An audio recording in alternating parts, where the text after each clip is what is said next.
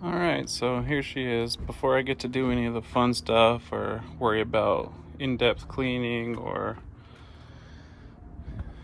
lowering it, putting Mercedes wheels or anything fun, I had to address the safety issues first. So before I could even really start working on it, I had to figure out what was going on with the brake lights. Basically, the car was thinking the brake lights were on even when the car was off and nobody was touching the brakes. And I did some research online and I found that up here, I know it's kind of dark, but up here, when you press the brake, there was the little switch. Basically, the plastic piece that's supposed to catch the switch was not there. So it probably just got kicked out or cracked out, who knows, with age. But now the battery is plugged back in and no brake lights. The third brake light is hiding behind that dark tent.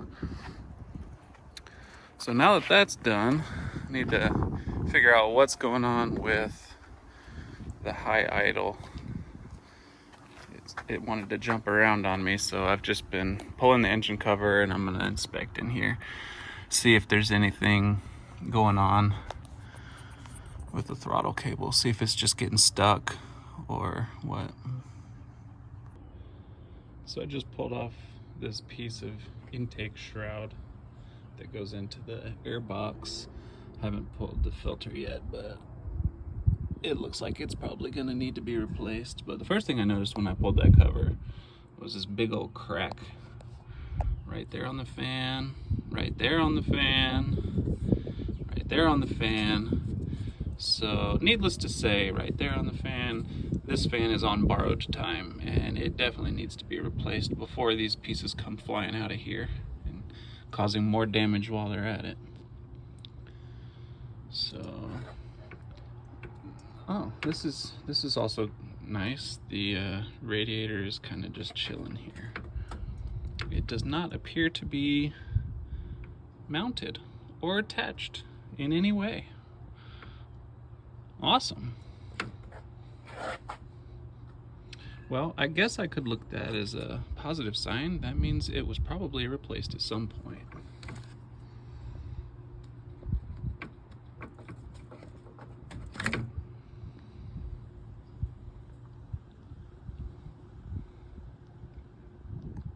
Bone drying the radiator.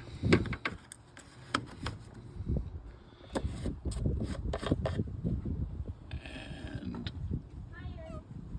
not bone dry in the overflow, but it is definitely low. So we'll add a little bit of coolant there. Luckily it did have enough oil in it, so that's always good.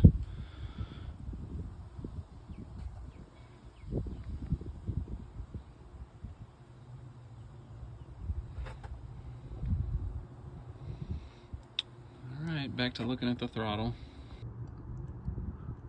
So I think I found my sticking throttle issue. If you look here, when you adjust it, you can see that it's kind of gets hung up a little bit. It doesn't retract all the way. So I have a feeling that when you go to rev it, it comes out like this, and then when you let off, it goes back in most of the way, but not enough to drop all the way down to the idle where it should be. So we'll see about getting that cleaned up. And if you remember from the first video, we were talking about brake fluid and how we had the safety duo going on here. There is no fluid in there. So runaway idle and no brakes. Guess why this car was towed to the impound lot? Probably had something to do with whatever it ran into when they realized that their brakes didn't work and their throttle was sticking. So I topped off all the fluids, got it running. I lubed up that cable a little bit. I'm hoping that I will be able to find the brake fluid leak fairly easily now that I've got some pressure in the system. So we'll see if we spring a leak that's obvious.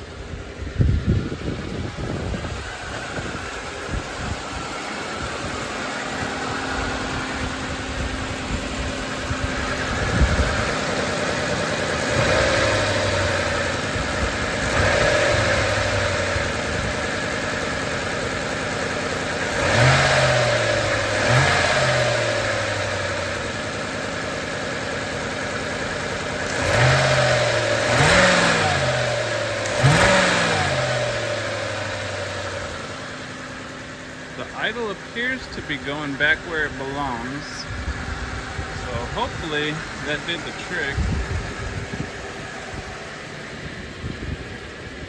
But I'm gonna call that some good progress for this evening before it gets too dark.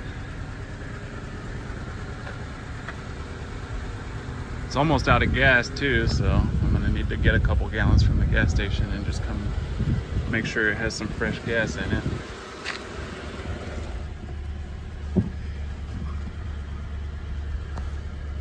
Airbag light. No way, I can't believe it.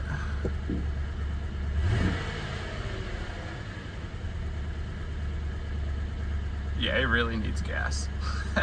She's running on fumes. Alright, well I'm gonna kill this one and we'll get back to it hopefully tomorrow.